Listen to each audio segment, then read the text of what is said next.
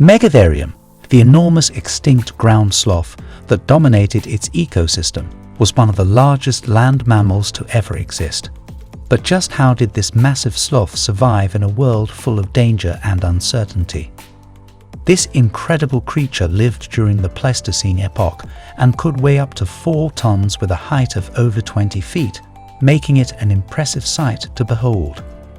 Americanum, or the great beast from America, is the sole species of Megatherium ground sloth.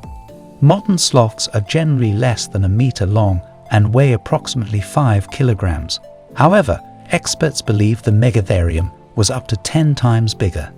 According to current fossil records, this enormous sloth weighed up to 4 tons and measured over 3 meters tall while standing straight on its hind legs.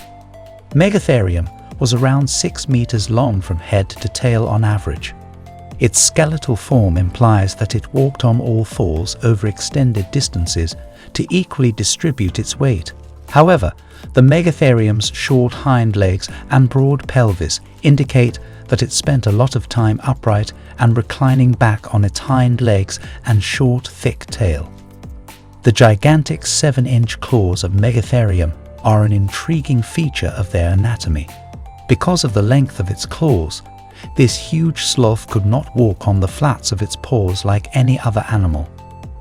This is another reason they would have gone vast distances on all fours. For such a big animal, the Megatherium had an unusually tiny head and jaws. In fact, it possessed the smallest mouth of any ground sloth that lived throughout the Pleistocene era. It was wider in the rear and narrower in the front, forming a cone shape. This most likely means that it was considerably more picky about the vegetation it ate. This would not have been an issue since it would have been able to reach higher in the trees than any other herbivore at the period. The Megatherium belonged to the Extinction order, which also included the extinct pampas and glyptodons, as well as contemporary armadillos, anteaters, and tree sloths. The Megatherium's predecessor was the Megatherium, which was about the size of a rhinoceros. Based on its jaw and teeth anatomy, we know the Megatherium was not a carnivore, and it was probably too slow to be a predator anyhow. At the same time, there is no solid evidence that it was solely a herbivore. But how did this massive sloth navigate its way through a world full of predators and changing climates? Watch till the end to learn more. Researchers know that the gigantic sloth's primary food was gritty and fibrous based on teeth remnants discovered. Having said that, it would have very little competition for food, even if there were a lot of other herbivores nearby.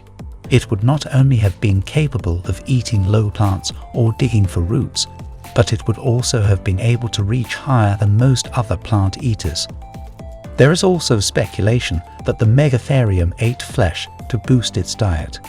Some speculate that this might just be scavenging animal remains. It was, nevertheless, large enough to kill other herbivores. Megatherium bones, like its contemporary descendant, the tree sloth, which is now exclusively present in South and Central America, have only been discovered in 3 areas in South America: Argentina, Uruguay, and Bolivia. This ground sloth, according to researchers, would have traveled widely over South and Central America. Based on the fossil remains discovered, experts believe Megatherium existed from the Middle Pleistocene to the beginning of the Holocene, around 400,000 to 8,000 years ago.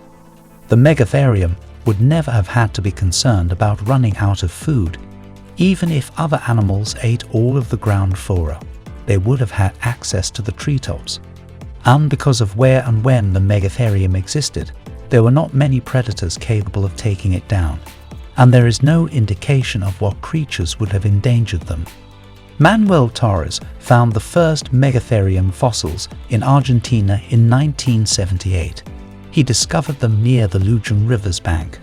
Torres transported the fossils to Madrid a year later, and the original skeleton is now on exhibit at the Museo Nacional de Ciencias. Researchers believe that most Megatherium died off approximately 12,000 years ago, near the conclusion of the Cenozoic era during the Quaternary epoch. based on most of the fossil evidence. Most scientists think that two major causes contributed to the Quaternary extinction event: climate change and humanity. It's worth mentioning that there's some possibility that the Megatherium isn't completely gone. Some myths in South America about a big beast prowling the Amazon jungle fit the description of the giant ground sloth very well. There is no clear proof, but it is an intriguing possibility. Thank you for joining us on this journey through history, and we hope you enjoyed learning about this incredible ground sloth.